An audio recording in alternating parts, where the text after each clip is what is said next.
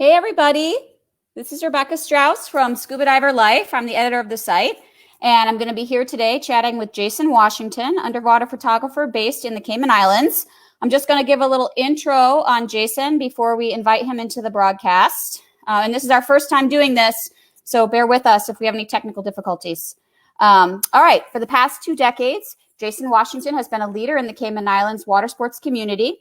A 2017 International Scuba Diving Hall of Fame honoree, his focus both locally and abroad has been on protecting the delicate marine life of the Cayman Islands through underwater photography. You can see his iconic style of ambient light photography both digitally and in print all over the world, including in the iconic Nat Geo. So without further ado, let's add Jason to the broadcast and get started. Hey Jason, how's it going? Fantastic. How are you? Hello, Facebook world. And where are you right now, Jason? You're in Cayman Islands, right? I'm on Grand Cayman, currently in lockdown. Yeah, how's it going there? Well, it's a little bit crazy, but I think we're handling it well. I think the toughest part for me right now is I'm only steps away from some of my favorite dive sites, and I'm stuck in the house. So, hey. Oh, so everything is completely shut down, right? Everything's completely shut down. And I'm just seeing some people coming into the room now. Just like to say hi to, hey, Errol, what's going on? Carrie, what's up, man? Coral. Modeling the presentation is on board today. Cool. All right, Jason, do you want to get your screen set up to share with us so that we can see your presentation? Jason's going to do about a half an hour chat with us. I'm going to field questions. We have some questions to ask him, and then if you all have questions, go ahead and add them to the stream, and then I will ask Jason the questions for you and make sure that you guys get all of your photography questions answered. I'm just gonna wait. Okay, here we go. Can you see my screen? Yep. Are you ready to go, Jason? Should we start the PowerPoint? I'm sitting on go. All right, let's do it. Manu, what's up, man? It's been a long time. Let's get rid of this and do this. Okay. Go ahead, Jason. We can see your first screen if you want to get started, and then I will just let you know if there's any questions coming in for you as you're talking. All right, here we go, guys. Firstly, I'd like to thank everybody for coming out today. I'd like to thank Cressi for giving me this time to talk to you lovely individuals out there about one of my most favorite topics in the world, underwater photography. So when Cressi reached out to me to do this presentation today, I really wanted to put a lot of thought into how I could bring value to you guys. And I think the best way for me to do that is to just go back to basics and talk about some techniques that I use to create the sort of style of photography that I shoot. And I'd like to start with probably the thing that I use the most, which is a custom white balance. Now, if you were to put me in a box, it would probably be close focus, ambient light, wide angle. So I want to start with white balance today, talk you guys through what is a custom white balance, how do we use it underwater, why is it necessary? So the cameras that we shoot are designed for air. They're designed for land. They're not designed to go underwater. We have changing light conditions underwater that we don't currently have in the air, so we have to tell the camera how to operate underwater. So we do that. One of the ways we do that is through a custom white balance. And the way we do that, guys, is let me try to land this plane. So as we descend through the water column, we start to lose light. That light sort of starts to affect the reds, the yellows, the oranges, and then the deeper we go, the less light there is. So what we have to do is we have to tell our camera, hey, what is white at this depth? And we do that by simply carrying down a white slate. Now, this is a slate that you can pick up at any old dive shop. I keep it attached to my BCD throughout the dive. And then when I'm ready to go, I just hold the white slate up. Can you see me in the image? Can you see the slate? No, we can just see the, here, we'll go like this. And then I think now everybody can see you. Your slide is on the right here, and then now we can see you holding up the slate. Okay, so the way we do this, guys, is we take the slate down to depth, and then we find our light source, which is going to be our sun. So as the sun illuminates the white slate, what we do is we take an image of the slate. Then we go into our auto white balance, or our custom white balance settings, and we tell the camera this is white at that depth. Then it's able to base its color algorithm off the white slate, and it knows what color red is, what color blue is, what color orange is, what color yellow is, and that's how we do that. Now, I get a lot of questions as well when people say, hey, why can't I just shoot in RAW and fix it in post? Well, you can shoot in RAW and fix it in post, but I would just caution you that if the color data is not in the image, then you don't have anything to manipulate in RAW and post. So a good example of that is if you were to say shoot something that's red from 30 or 40 feet away with ambient light, your camera's going to see that as black. And until you do a custom white balance, that color data is not going to be in there. So there's going to be no latitude in post to actually fix or recreate that. Now, there are other reasons why we shoot a custom white balance. And this is an image of Coral, who's on the call today.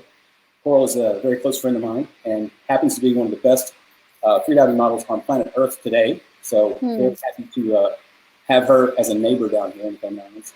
If you look at this image, you'll notice straight away that her skin tones are very natural. You'll also look at the image and notice that the color goes from the bow all the way back to the wheelhouse of this shipwreck. Now, if you were to shoot this with strobe photography, basically what you would get would be a colored foreground, and then the background would be blue or monochromatic. It's just not achievable with strobe photography. So we need a custom white balance to sort of get this style of imagery throughout the image. So this is another reason why it's very important to shoot a custom white balance, especially when you're shooting big wrecks. Now, my third tip here is going to be shooting manual camera settings. You should never allow your camera to make decisions. You want to tell it everything you want it to do underwater because, again, that camera is designed to shoot in the air and has no idea that it's underwater. Hey, Jason?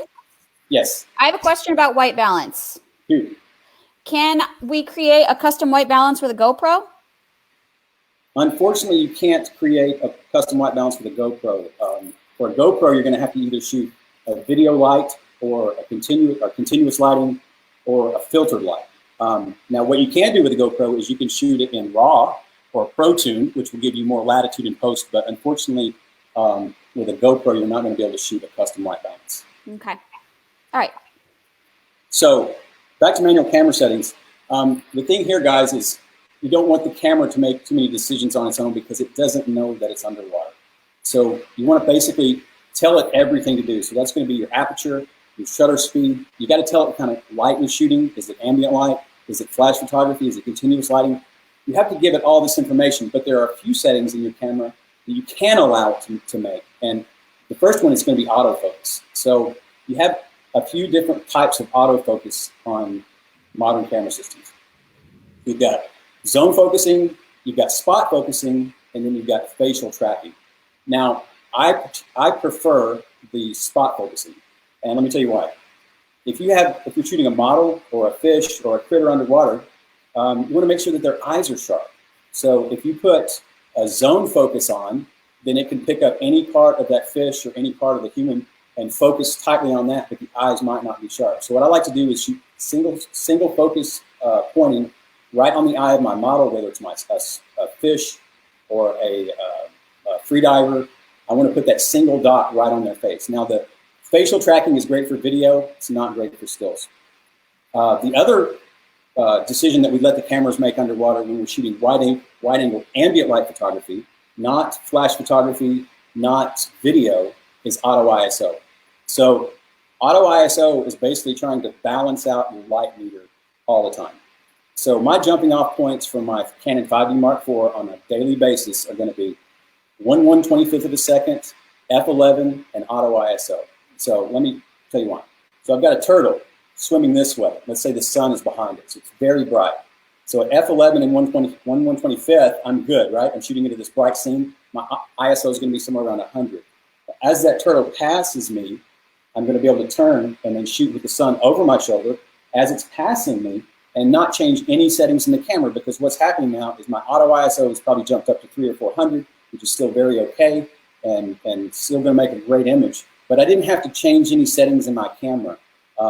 We've got such a limited time underwater, and these beautiful moments happen in an instant.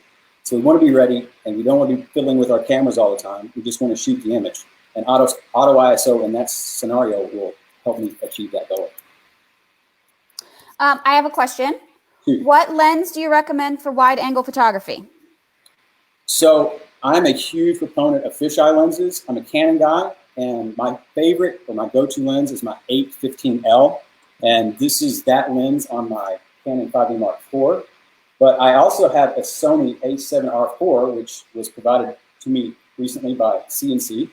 And you can see that even on this camera, I'm shooting the same lens. Even though it's a Canon lens on a Sony, I have an adapter for this. But this is absolutely the best lens on the market. It's 8 to 15. So I can shoot at 8 in a spherical image or back it out to 15 for my wide angle shots. Okay. All right, guys, back into it here. I'm going to talk about understanding light and why this is important underwater. Well, light, firstly, we need it for photography. We can't take a picture without having any light. But what we're trying to do is trying to mimic or recreate Mother Nature's ambient light. If you're on the set of a movie, on the set of a TV show, you got guys around with millions of dollars worth of lighting systems. And all they're trying to do with these LED lights or whatever type of light it is, they're just trying to recreate ambient light. So underwater, we don't have those tools. We have to use that ambient light. You can't bounce light underwater. I suppose you could, but it'd be very difficult. You can add in fill light, but it never looks as good as ambient light. So I always like to use ambient light. It's always going to be my first option. Now, one of the tricks that I like to use, and I love this image of coral here, standing in this light. One of the tricks that I like to use is shooting from the shadow into the light. And that's what I'm doing in this image here. I've got coral at about 45 feet in this tunnel. And as you can see, she's standing right in that light column. Now, what you don't see is that I'm removed from the light column and I'm actually back in the shadow shooting into the light. That helps me build light contrast. Now, if you don't have that option, you can always create a shadow. And I do this often as well. And this is a little trick that I'll use wherever I go. Jason, we have a couple questions. We've got one from Jerome Yost, I think. He says, on the auto ISO, how high do you go maximum? Jerome, it's going to depend on your camera system. On my Canon 5D Mark IV, I'm pretty happy with keeping it under 2,000. Having said that, I prefer to keep it as low as possible at its native ISO. So if I can shoot it at 100, I will stay at 100 always and adjust my shutter speed and aperture to keep it there. On my Sony a7R4, the native ISO is 50. I'll try to keep it at 50, but the maximum end is really going to depend on your camera because the higher you get up, the noisier your image is going to get. But I would think that with most modern DSLRs and most modern mirrorless rigs right now, I think anything below 2,000 would probably be acceptable. Cool. And then what type of strobes do you shoot? Right now, I'm shooting CNC YSD2 strobes. They're very powerful. They've got a guide rating of 32, and they've got a very fast recycle rate. They also work on rechargeable AA batteries, which I think is important because you don't have that internal battery that's you have to recharge over and over again. And when it fails, the strobe is dead. I like the ones where you can put the batteries in. Cool. All right. So back to it. Shooting into the shadow. You can see here I've got coral underneath the boat. And I'm using that shadow beneath the dive boat on this image to create light contrast. And she can swim into the shadow. Excuse me, she can swim out of the shadow. I'm able to manipulate the scene and create light contrast because I have a shadow there. Now, this was on a recent trip. This image was shot on a recent trip to Bimini. This was at Neil Watson's Scuba Center. So shout out to Neil and his crew over there. They did a really great job. We went there to go freediving to film hammerheads and tiger sharks. And when you look at this image, you can see that it's very shallow there. It's about 25 feet, so it's great for shallow freediving. And it is absolutely a washing shark. So I highly recommend it to anybody who ever get a chance to go there. It's just a great place to shoot big sharks. We got a couple questions. We got a couple related questions. First, would you recommend glass dome ports or acrylic?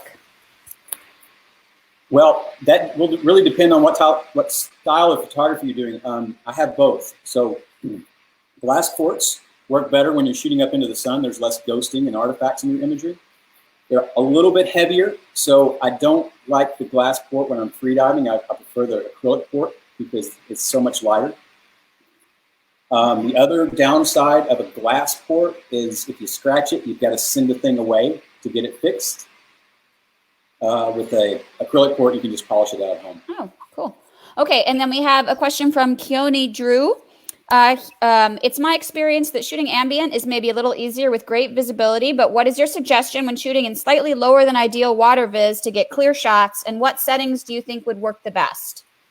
I think that when it comes to low visibility water, green water, I think really understanding your editor is key. Especially when you talk about ambient light shots. Whenever you shoot strobe photography in an area where you have low visibility or challenging environmental conditions, the strobe flash is going to pick up the loose particulate in the water, and it's going to illuminate it, and it's going to make a lot of backscattering in the image. So ambient light is probably a better option for you. But back to understanding your editor, if you're 5-6 feet from your subject, you've got 5 or 6 feet of color between you and your subject. You need to be able to identify that color in your editor and then desaturate that color. A good example of that is maybe the image that we're looking at right now of this tiger shark. There's aqua hue that I removed in that. It made the tiger shark's belly nice and bright white. It made the sand nice and bright white. So even doing a custom white balance for me in this beautiful clear blue water isn't the end all be all. I also have to manipulate it a little bit in post, and we'll get into that here in a moment. Okay. Victor has a question. Oh, I'm sorry. Were you done? Oh, go ahead. Okay. Victor has a question. In case of low light conditions like caves, when the speed is already set slow, what is better to sacrifice, aperture, ISO, or a bit of both? So, we have this rule that I loosely adhere to. It's called the 180-degree shutter rule, and it basically means you want to double your frame rate with your shutter speed. I don't necessarily always adhere to that. So what I would say to you is I would get in that low light environment. I would set my ISO as low as I could. Then I would open my lens all the way up. So for instance, my Canon 815 is an f4 lens. I would put that lens at f4, drop my shutter down to about 1/60th of a second, and then slowly raise my ISO until I got the composition that I wanted. So I think that open your lens up, slow your shutter, and then go to ISO as a last-ditch effort. Cool. Okay, so I just want to make a point about creating a shadow, and this slide, I think, really well represents what I'm trying to speak to here. So this is in Bimini. It's about 25 feet of water, and as you look out across this image, you see a shark, you see a boat, you see light rays in the shadow cast on the sea floor, and you see this beautiful white sand. Now, if that boat were not there, every image that I shoot in this white sandy field, it's very samey. There's no light contrast. It's just well-lit sharks. And that gets a little bit boring. So the trick that I did here was I asked the crew over at Neil Watson's, I said, listen, we're going to be free diving with the sharks today. I would like it if we could put out 2 anchors. So on this boat, we put out a bow anchor and a stern anchor. That way we fix the boat so it doesn't move. And it casts this fixed shadow straight underneath the boat. So then what I had the guys do is I had them put the bait station in the shadow. And that way I knew those sharks would swim in and out of that shadow all day. And it gave us an opportunity to create light contrast in an area where there would otherwise be zero light contrast. So that's a good trick that you can use there, guys. Now, how long can you hold your breath when you're doing like free diving photography? So there are a few different ways to measure that. There's a static breath hold where you lay flat and you don't swim around, and I'm just under 6 minutes there for a static breath hold. Ooh. But on a swimming dive, a good 2.5 minute swim is probably near my limit. If I'm on the scooter, it's somewhere in between the two things. So, a couple good minutes swimming. Okay. So, guys, I want to talk a little bit about equipment as well, and knowing your equipment and understanding if you have the right equipment for the job. Now, a good example of this is if Cressi were to ask me to shoot a piece of equipment for them. Well, when they manufacture this gear, it has a very distinct color code on it. So if it's 000.1496432 red, and I need to recreate that red, I'm probably going to have to add artificial light to make that red come out as poppy as it should be, or as poppy as the brand wants it to be. And if I'm trying to achieve that look with a GoPro, it's just never going to happen. To achieve that kind of look, I'm going to have to fire an external strobe, and you can't sync a strobe to a GoPro. So you need to understand the limitations of your gear and understand, you have to ask yourself the question, do I have the right gear to create the situation that I'm looking for? Also, you guys need to be able to shoot your cameras in manual mode. And I know that most of you probably already do this, but remember, we're going back to the basics here. So understanding how to shoot your camera in manual topside is key to being a great underwater photographer. I'll give you an example. If you spend $4,000 and you go to Tiger Beach and you've got all your kit set up and you've been waiting all year to do this and get these amazing tiger shark images, and you drop down and the tiger shark firstly swims over the top of your head and you take a shot and you look in your LCD and you go, oh, this is not what I was hoping for. This is not the image I was hoping for. If you shot your camera in manual mode all the time, you would know exactly how to fix that. So maybe you look down and you go, oh, there's motion blur. Adjust my shutter speed up. And then click, click, click, and you're back in the game. So you're troubleshooting real time underwater because you shoot your camera in manual mode topside. And when I say shoot it in manual mode topside, I mean adjust your aperture, adjust your shutter speed, adjust your ISO, adjust everything for every shot. And then that way, when you get underwater, if you do run into that situation, you're not going to have a scenario where you don't know how to fix it.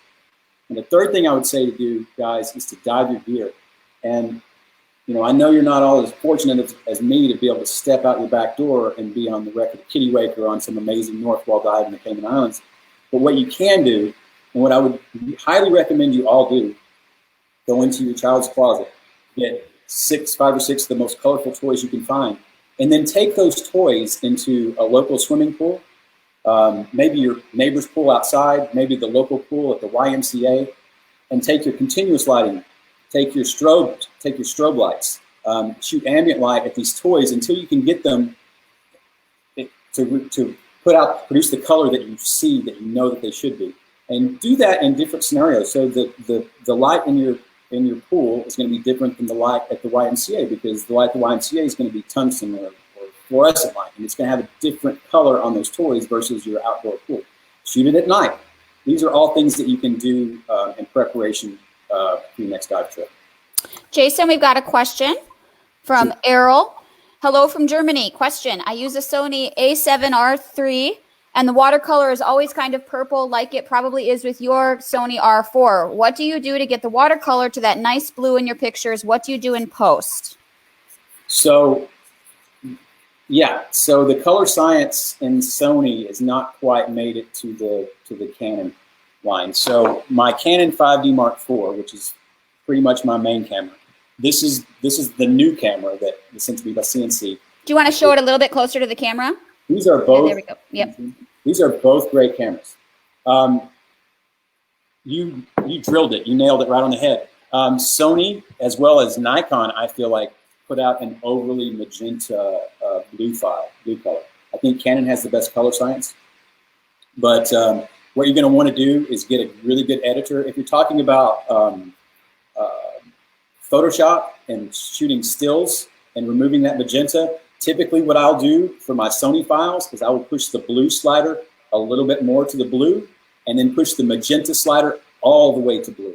And that will pretty much fix it. Sometimes I'll also remove the aquas on my Sony files. I always remove the aquas on my Canon files. But again, just push the blue slider a little bit to the blue and then the magenta slider all the way to blue. And that's going to help you. Now, when it comes to video files, that's a little bit trickier. I have a plugin in Final Cut Pro called Color Finale. And I'm able to do something very similar to the file, to a video file that I would do to a still file using Color Finale. So I hope that helps. Cool. Okay. Freediving experience. I think this is a tool that all underwater photographers should have in their toolbox. Now, we're here on the Cressi page today. Cressi is a global leader in the freediving industry, and I'm super stoked to represent this brand. And freediving for me is something I'm very passionate about. Now, for those of you who aren't familiar with me, you might not know that I've been a professional diver my entire adult life. I've never done anything else. I've been a working dive instructor in the Cayman Islands since my early 20s. And it's something that I've always been passionate about, scuba diving. But freediving has also been in the background of my entire adult life. And the one great thing I can tell you about freediving, especially when it comes to big shark photography, is there's no better way to do it, because when you're freediving with these big animals, they look at you as if you're one of them. So they come right up to you. Now, if you're underwater on scuba with the big sharks, they don't like it. They don't like the bubbles. They don't like the noisy. It's odd to them, and they don't want to come around. If any of you have ever been on a guided shark dive, you'll know that typically they'll put 15 or 20 people in the water. They make like sort of a semicircle, and the sharks swim around the group. Well, as an underwater photographer, I don't like that because I've got bubbles in my images. I've got other divers in my images. When I'm free diving, I'm able to get down, separate the shark from the group. The imagery is just a lot better. It's also a whole lot easier to travel with free diving gear than it is for scuba gear. You don't have to carry all that equipment with you. Now, this next slide is about communication in free diving, and this is something that I do a lot. Again, this is my friend Coral Tomasic. She's Coral.k on Instagram. Make sure you follow her. She's an amazing model. This is me and Coral shooting on the Kittyway. And what I wanted to explain to you guys here is if I try to get these shots on scuba, then basically what I have to do is we have to get together in the beginning. We have to have a conversation about what it is that we're going to do. I have to drop down on scuba. It's about 65 feet to the bottom here. She swims down. I take a shot. She swims up. She swims down. I take a shot. She swims up. During this process, it's likely that I will discover another angle. Maybe light conditions have changed. Maybe I've seen something different. So now I'm going to have to ascend to the surface on scuba, have a conversation, make an adjustment, drop back down on scuba, and then start this process over again. And it might be that I need to do this on several occasions. Well, we do a lot of diving down here, and I'm not a huge fan of multiple ascents. I do a lot of scuba diving.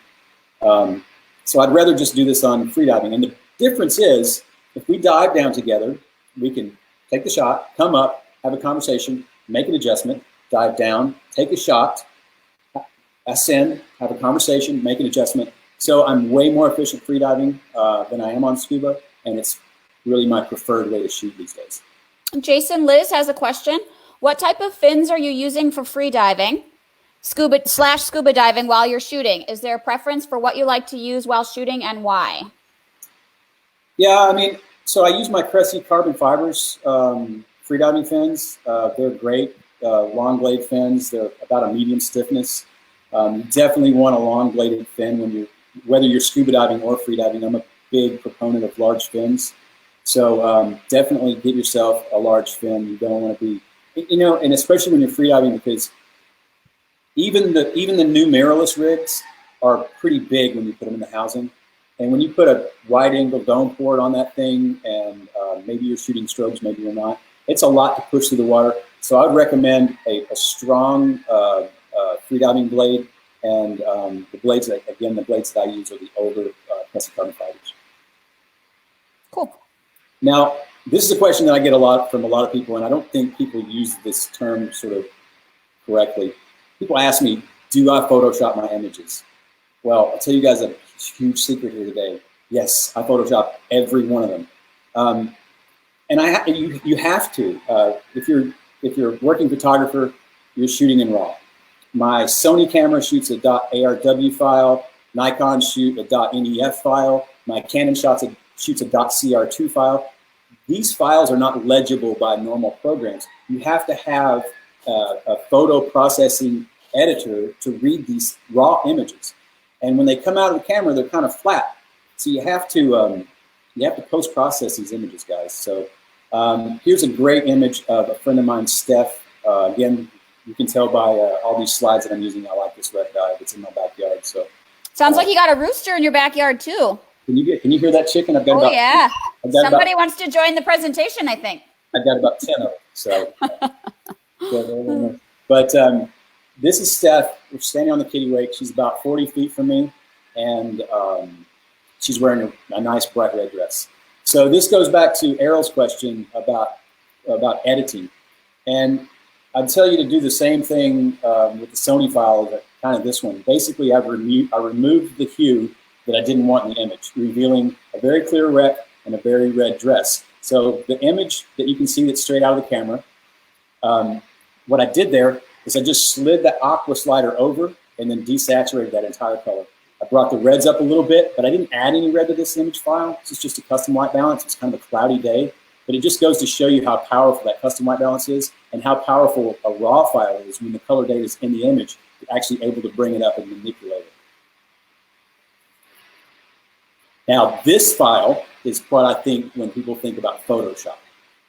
This is a shoot that we did earlier last year for the Dream in Cayman Department of Tourism campaign. This is just a mid-water model shot, and as you can see, it's just nice blue water, freediving model. That was it. There was nothing else in this image. All these turtles were from a file on my computer, a stock file that I just keep different images in, and the editor added in all that in post. They added in the reef below in post. This is a composite image, and I think when people talk about Photoshop files, this is the type of Photoshop that they have in their head. When you open a file in Photoshop, technically it's Photoshopped, but this composite is a different style of photography. I'm not against composite photos. I'd just rather shoot them as naturally as I can without having to add in any post-composition, if that makes sense. So my next trick, guys, I shoot almost everything in high-speed continuous. This is important, and it gets a little bit nuanced here. When you have a turtle swimming through the water, you've got flipper position, you've got eyes looking out, looking at the diver, checking out your camera. He's got a head position that's constantly turning. If I'm shooting a freediving model, the hair is sort of flowing one way, the hands and the body position are one way, the fins or maybe the branding on the fin, maybe I need that in the image. If I shoot, slowly, click, click, click, click, I'm not going to get all of those different nuanced positions. So high-speed continuous is a setting that I'm always shooting in. My Canon 5D Mark IV shoots about 7 frames a second. The Sony A7R4 is somewhere similar to that, depending on what cards I have in it. And I'll show you guys a good example of why I like to do this. This is an image of a turtle that lives on the wreck of the Oro Verde off 7 Mile Beach. And I love this little turtle. He's very curious, and I can find this little guy on almost every day, almost every dive. And on this day, this little turtle made its way up to my dome port. I think that he can see his reflection in the dome port, so he's just sort of checking himself out.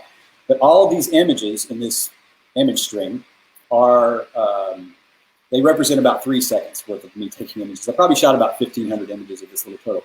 But my point is if you look at each individual image, one is slightly different than the next, just ever so slightly different than the next. So I chose the one with a circle around it because it's the perfect image for me. It's exactly what I was looking at. Now, had I only taken 10 images of this turtle, I would have 10 different poses to choose from, and that's just not acceptable. I would rather choose the best image of 1,000 images than the best image of 10 images. So I'm constantly shooting in high-speed continuous. We got a couple questions. Shoot. So first from, this is one about white balance from Keone. For your custom white balance, do you find yourself having to adjust this constantly based on the depth, angle, and composition of your photos? I'm sorry, you kind of broke up. For your custom white balance, do you find that you have to adjust constantly based on the depth, angle, and composition of the photo? So absolutely. So I would say that you should adjust about every 10 feet of depth. My Canon will get an accurate custom white balance down to about 70 feet. And if I get a good one at 70 feet and I'm diving to 100 feet, I won't change it beyond 70 feet. I'll fix it in post. But I would say, about every 10 feet, change your white balance. Also, if the sun comes over, if you shot your white balance in a cloudy sky and the sun comes out, change your white balance. If you shot your custom white balance in the sun and a cloud comes over, you have to change your white balance. You need to constantly change it. It's even more important to change it when you're shooting video than it is when you're shooting stills, because because you're shooting in RAW, you're able to fix that in post. You don't have so much latitude shooting whatever video file format your camera shoots. Yes, absolutely. And we've got one more. Can you shoot flash photography in high-speed continuous?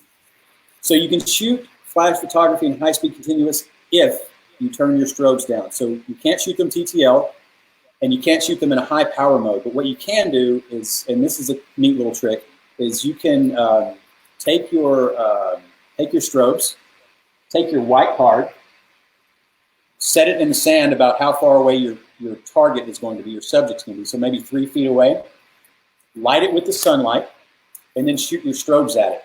and then go into your custom white balance settings and tell your camera this is white with the combination of sunlight and that low power strobe. And what you'll get, especially with my CNC YSD2s, if I'm shooting them on a 2 or 3, like a really low power setting, I can get about 30 or 40 flashes out of them in high-speed continuous. It's very impressive. But you're going to want to balance the light. Otherwise, it's not going to make sense to your camera sensor. Also, you're not going to get that dark background look that you typically get with strobe photography with that high shutter speed. That's a powerful flash. So it's going to have a different effect, but yes, you can shoot them in high-speed continuous. Okay, guys, we're going to go on to composition. And basically, there are 2 ways to think about composition as an underwater photographer. You either create it or you find it. It happens in front of you. And oftentimes, especially when I'm diving with coral, we like to have a discussion about what it is that we're trying to achieve on the dive. So this image that we're showing you today represents one of those fun little images. And we talked about it. This is about a 50-foot dive down. So coral swims down. She gets horizontal to the sand or parallel to the sand. And then we flip it up on its side. So this is just a fun way of composing an image. And I would just encourage you guys to find a photographer that inspires you. Do a hashtag search on Instagram, Google search. Just find something that kind of floats your boat, and then try to make it your own. Don't try to recreate it, but try to put your own spin on it. And the composition is oftentimes the most fun portion of the dive, is trying to create that very difficult thing. Now, the other part, you have to wait on it. And this image that I'm showing you now is a good example of that. This is a shot in the Georgetown Harbor of silver sides. They're actually called dwarf herring, but once a year we get this massive aggregation of these little polarizing fish that they fill up the wrecks, the reefs, the overhangs, all the dark areas. They get filled with these silver sides, and of course the tarpon and the jacks and everything else, they come in there to eat them. But because they're a polarizing fish, which means they all move together at the same time, as the tarpon and the other predatory fish swim through them, sometimes it creates this perfectly little round circle. And that's a good example of waiting for a composition to unfold in front of you. It's not always like this. I really like this picture. The tarpon's just in the right spot. He's right. The light's perfect. The fish all parted the path and created this perfectly nice little round ball. So that's a good, fun way or a good way of explaining how composition sometimes just unfolds in front of you. Now, another thing that I like to incorporate into my composition is the sun, and I shoot up into the sun a lot. And if you follow my imagery, you'll notice that this is a thing that I do often. And you've got basically 3 elements in this image. You've got the sunlight with the rays streaming down from above. You've got the beautiful blue water, and then you've got a turtle. Well, any one of those things are kind of just boring on their own. But when you put them all together, it makes for a very interesting image. If we had this image without without the sun rays, it's just an ascending turtle, well, it wouldn't be very interesting to me. So I love to use the sunlight as an added layer of composition in the image. You can also see in this image, if you look really closely, you'll see the zoom ring on my camera that's reflected in the dome port. And that's this ring right here. Not a whole lot you can do about it. You just have to sort of accept it. I can tell you that my glass port has less of this than my acrylic port. So if you do have a glass port shooting up into the sun, it's going to help you with help to keep some of those artifacts out of your image. So next tip, guys, finding your focal point for over-unders. This is pretty important, and a lot of people are asking me about over-under shots and how to best achieve them. But firstly, you're going to have a dome port.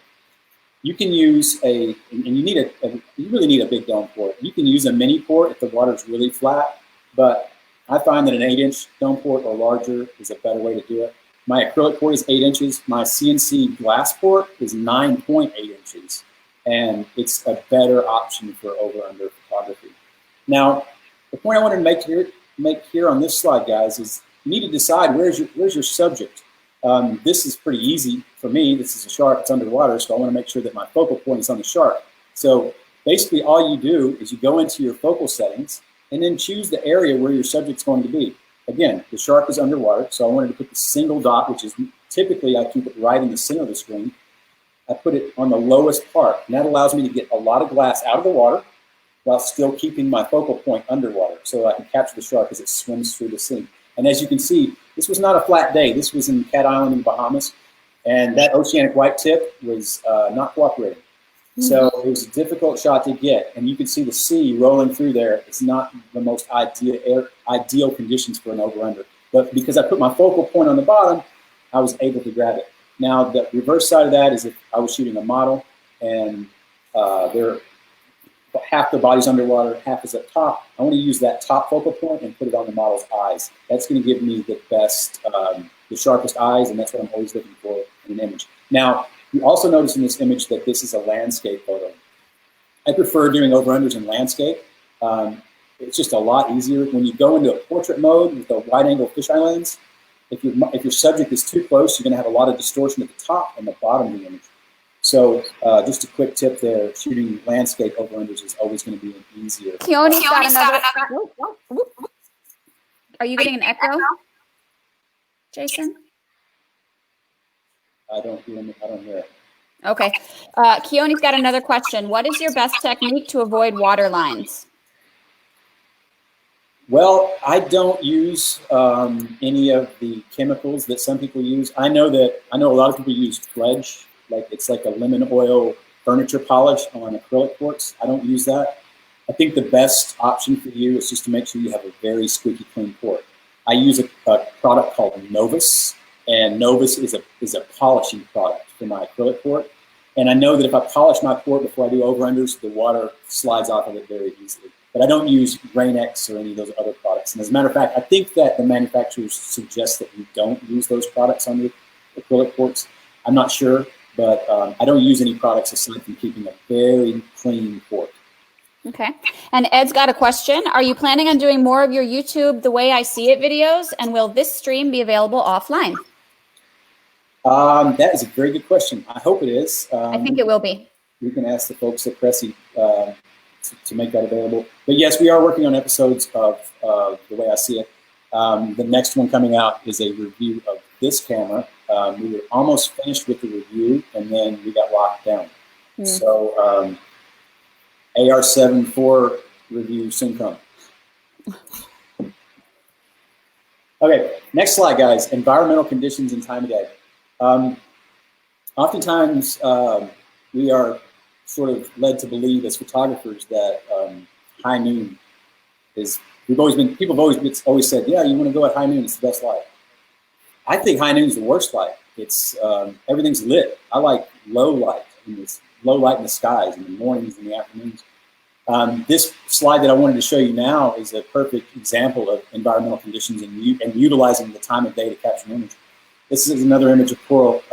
Myself and Coral and one of my guys, Carl Liverpool, recently went to Florida to shoot a show on bull sharks. But we had an extra day while we were there, so I called up my friend Amanda, Amanda Smurge up in North Florida, and I said, Amanda, where are some really wicked freediving places where we could go to get some crazy light rays?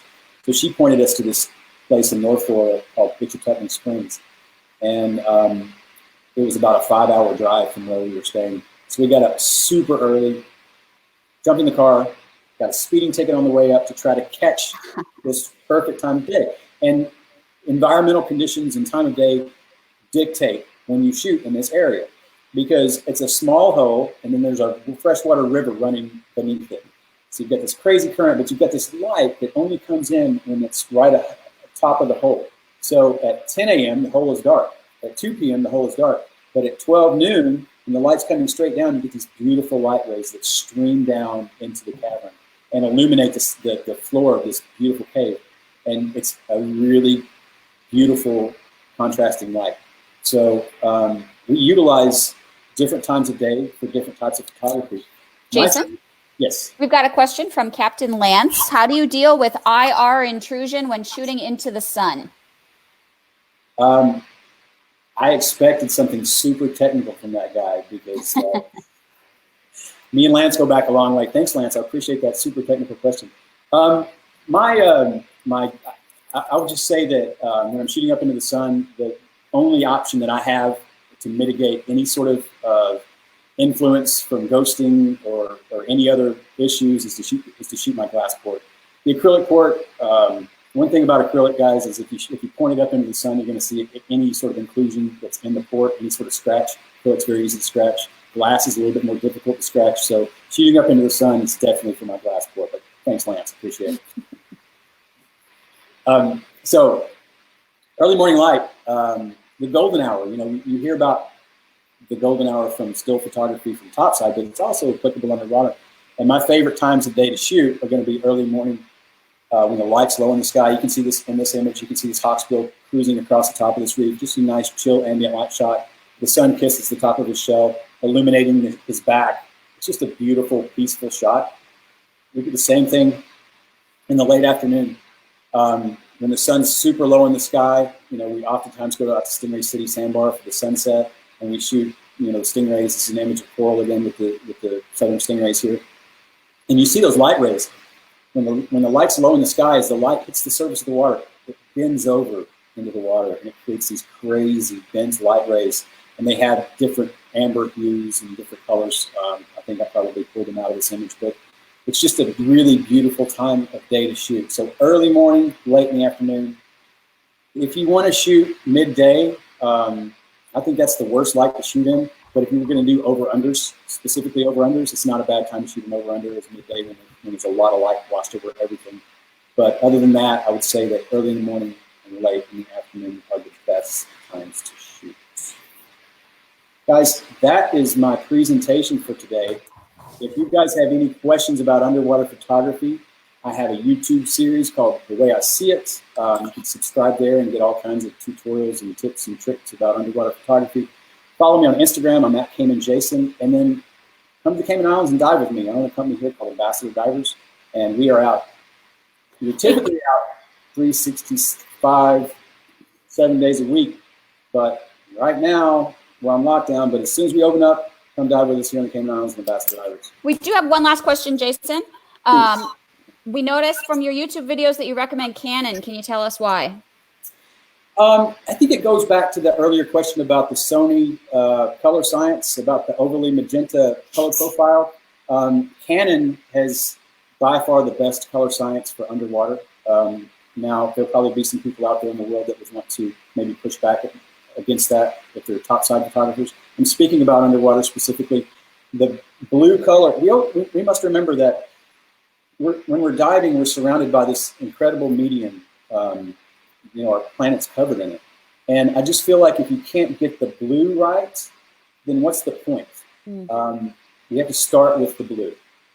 Then the subject matter within the blue needs to be right. But you need to make sure that the color that we're representing in the sea is always blue. It's not overly saturated. It's not overly vibrant. It's just blue, and it's the way you see it with your eye. So always try to recreate that with your eye. And then Canon, by far, has the best color science when it comes to underwater photography. Great. Well, thank you so much, Jason. This has been a blast. Hey, it's my pleasure. Thank you guys for coming out and listening in. And I hope to see you all very soon diving on one of my boats here in Cayman Islands. Yeah, everybody take care out there wherever you are. Take care. All right. Bye-bye.